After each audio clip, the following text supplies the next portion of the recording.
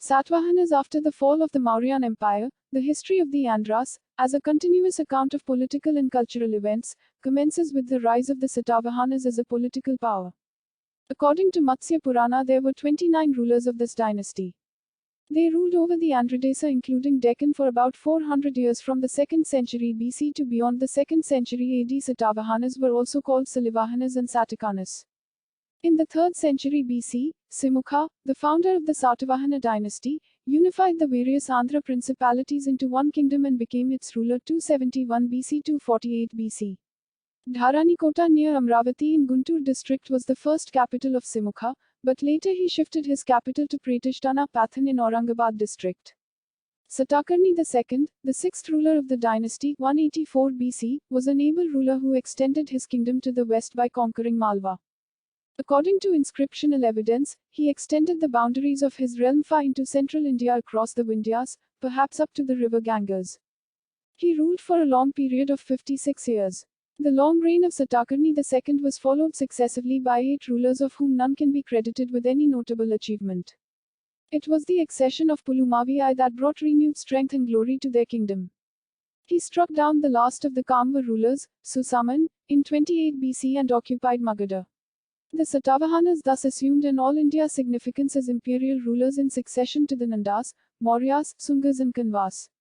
The kings, who succeeded him, appear to have been driven, by the Sakas, out of Maharashtra back to their homeland in Andhra. The only silver lining in that murky atmosphere was the excellent literary work, Gatha Saptasati, of Hala, the 17th Satavahana king. Administration of Satavahanas. The Satavahanas followed the administration guidelines of the Shastras. Their government was less top-heavy than that of the Mauryans, and featured several levels of feudatories, Rajan, the hereditary rulers Rajas, petty princes who struck coins in their own names Maharathas, hereditary lords who could grant villages in their own names and maintained matrimonial relations with the ruling family Mahabhojas Mahasenapati, civil administrator under Pulumavi II. Governor of a Janapada under Pulumavi IV Mahatalavara, Great Watchman. The royal princes Kumaras were appointed as viceroys of the provinces. The Ahara appears to have been the largest geographical subdivision of the Satavahana polity. Several inscriptions refer to Aharas named after the governors appointed to rule them, e.g. Govardhanhara, Mamalahara, Satavanihara and Kapurahara.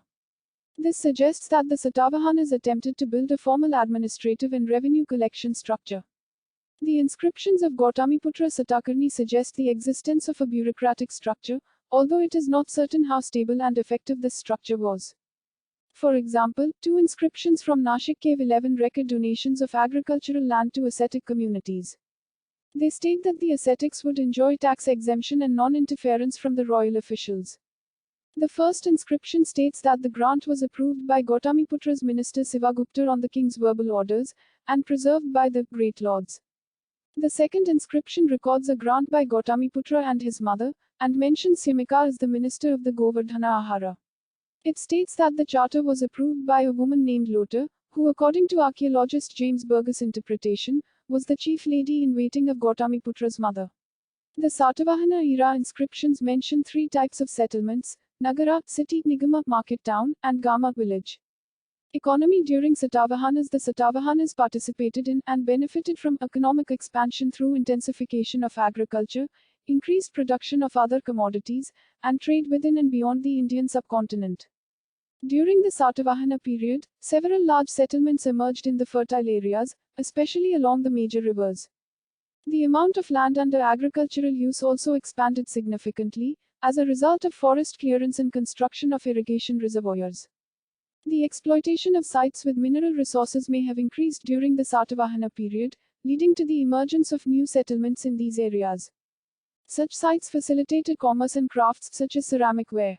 The increased craft production during the Satavahana period is evident from archaeological discoveries at sites such as Kotalingala, as well as epigraphic references to artisans and guilds. The Satavahanas controlled the Indian sea coast, and as a result, they dominated the growing Indian trade with the Roman Empire.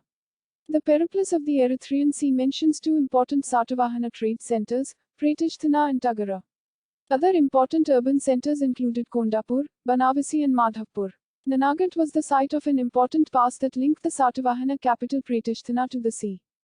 Important inscriptions during Satavahanas. Several Brahmi script inscriptions are available from the Satavahana period, but most of these record donations to Buddhist institutions by individuals, and do not provide much information about the dynasty.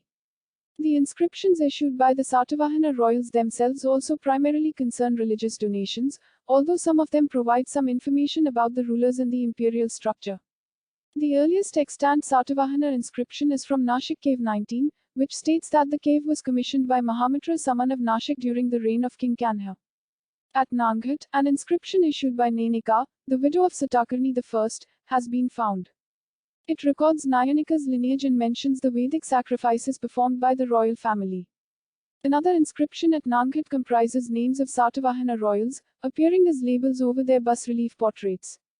The portraits are now completely eroded, but the inscription is believed to be contemporary to Nayanika's inscription on a paleographic basis. The next oldest Satavahana era inscription appears on a sculpted gateway element of Stupa 1 at Sanchi. It states that the element was donated by Ananda, who was the son of Siri Satakarni's foreman of artisans. This inscription is probably from the reign of Satakarni II.